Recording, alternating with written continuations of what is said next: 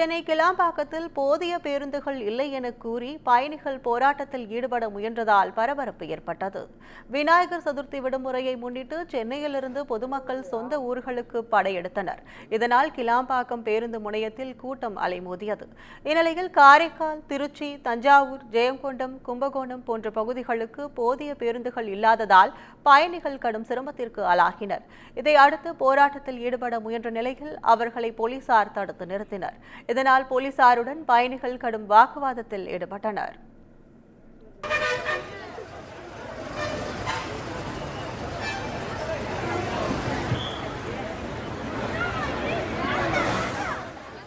மேலும் மற்ற ஊர்களுக்கு மட்டுமே சிறப்பு பேருந்துகள் இயக்கப்படுகின்றன எனவும், கும்பகோணத்திற்கு 1 மணி நேரத்திற்கு ஒரு பேருந்து மட்டுமே வருவதாகவும் பயணி ஒருவர் வேதனையுடன் கூறினார்.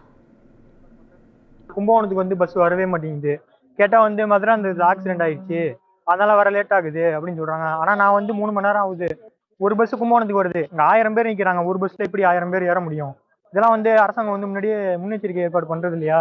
2 நாள் லீவு. சென்னையில தான் எல்லா வெளியூர் மக்களும் வேலை பார்க்குறாங்க. அவங்க ரிட்டர்ன் அதுல தானே போவாங்க.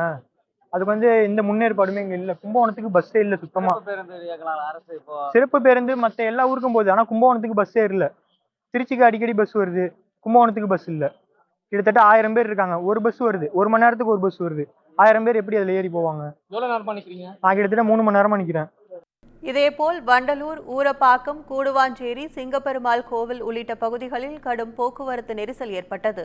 நீண்ட தூரத்திற்கு வாகனங்கள் அணிவகுத்து நின்றதால் வாகன ஓட்டிகள் மற்றும் பொதுமக்கள் அவதியடைந்தனர். மேலும் தாம்பரம் GST சாலையிலும் போக்குவரத்து கடுமையாக பாதிக்கப்பட்டது.